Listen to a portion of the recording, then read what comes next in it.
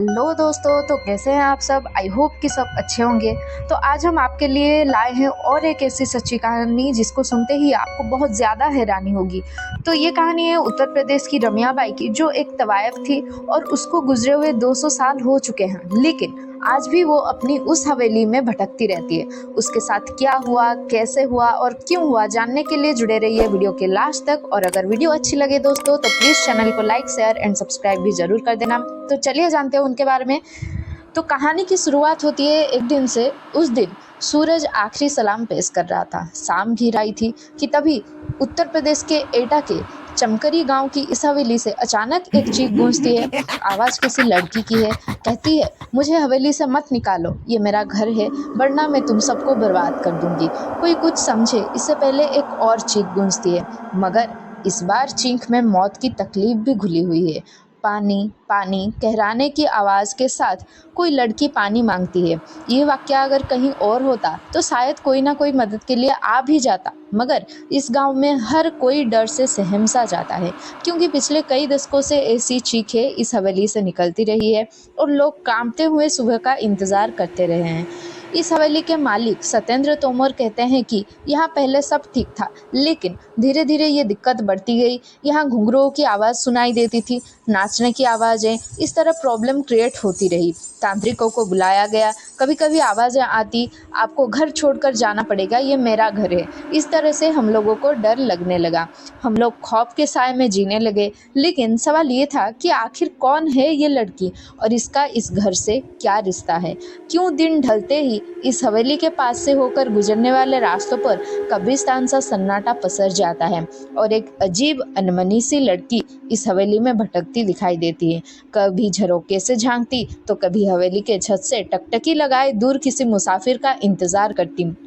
बताते हैं कि उसकी नज़रें बर्छी की तरह कलेजे को चीरती सी लगती है, मगर कभी इन्हीं नज़रों के दीवाने थे लोग। वो जहाँ खड़ी होती थी उसी के आसपास खड़े होकर लोग उसका दीदार करना चाहते थे।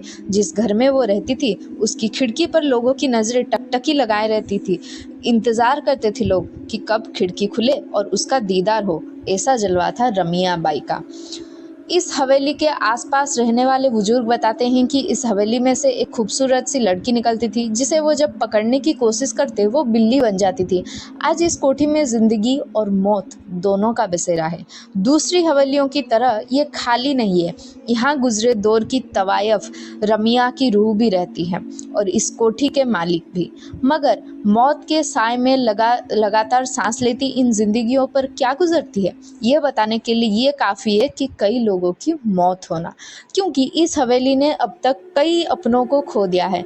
हद तो ये है कि इस हवेली के बच्चे भी शैतानी करने या चहकने से पहले सोचने लगे हैं। इस हवेली में आज जितनी भी जिंदगियां बाकी बची है, उनके चेहरों पर जिंदगी का कोई नामो निशान नजर ही नहीं आता। एक खूबसूरत मगर खौफनाक चेहरा उन्हें लगातार नजर आता है, एकटक घुरता हुआ, शायद ये पूछता हुआ कि इतने लोगों की मौत के बाद भी क्या हिम्मत बाकी है यहाँ रहने की। मगर रम्या आखिर क्यों इंतकाम की आग में झुलस रही है? क्यों उसे मासूम बच्चों पर भी तरस नहीं आता? क्या हुआ था उसके साथ? रमिया बाई, उसकी पायल जब छनकती थी तो लोग दीवाने हो जाया करते थे। हर हवेली का मालिक ये सपना पाला करता था कि एक दिन ये घुंघरू उनके सिर्फ उनके लिए ही खनकेंगे। बात करीब 200 साल पुरानी है, जब रमिया बाई इस हवेली में मुजरा किया करती थी। रमिया के दीवानों की फहरिस्त में इसी इलाके के 2 सगे भाइयों का नाम भी शुमार हुआ करता था, जो तकरीबन हर शाम उसी के पास गुजारा करते थे।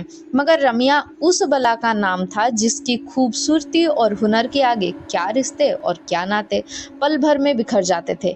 और यही हुआ उन दोनों भाइयों के साथ भी।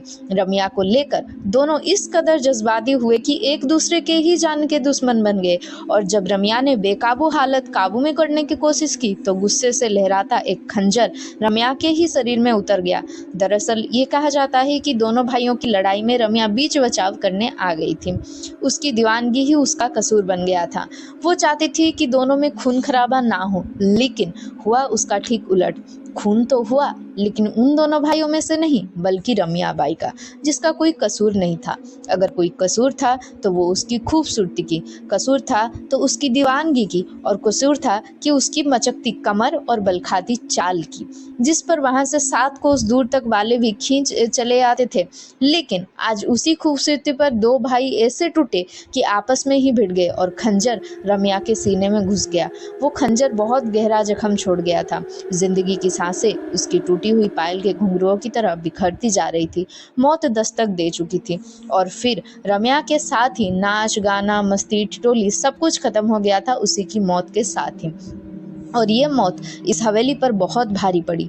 वक्त बीतता गया, मगर उसकी यादें कभी धुंधली नहीं पड़ती भी कैसे, क्योंकि रम्या ने तो इस हवेली को छोड़ा ही नहीं था। वो आज भी लोगों को नजर आती है, मगर गाती गुनगुनाती नहीं, बदहवास घूमती हुई, याद करती हुई उन सुनहरे दिनों की, जब एक महफिल उठती नहीं कि दूसरे सजाने को बेताब लोग पहुंच जाते थे। फर्क सिर्फ इतना है कि 200 साल पहले इस ड्योढ़ी से निकला हर कदम मस्ती से झूमता हुआ निकलता था, मगर आज यहाँ से लाशें निकलती है। आज भी यहाँ मरने वालों को दिखती है रमैयाबाई। इस बारे में हवेली के मालिक सत्येंद्र तोमर बताते हैं कि मेरी माँ को एक दिन साया दिखाई दिया था, इसके बाद उनकी मौत हो गई थी। इस तरह रम्या का प्रकोप हमारी हवेली पर हमेशा खौफनाक साए की तरह पड़ता गया। एक एक मेरे 3 बच्चे, फिर मेरी पत्नी की भी जान जा चुकी है। हालांकि अब इस हवेली को बचाने की जिम्मेदारी सत्येंद्र पर है। वो एक पढ़े लिखे इंसान है, और इससे पहले वो भूत प्रेत जैसी बातों को मानते भी नहीं थे।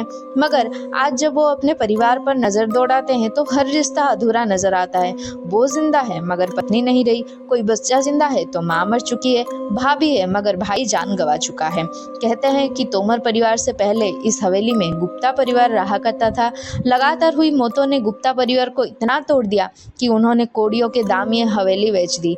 खरीदी तोमर परिवार ने, और खरीदते ही बच्चे बूढ़े जवान एक एक करके 8 लोग मौत के मुंह में समा गए। फिर सहारा लिया पूजा पाठ का, लेकिन पता है इसका नतीजा क्या निकला? इस बार उसकी जान गई जिसने पूजा करवाई थी।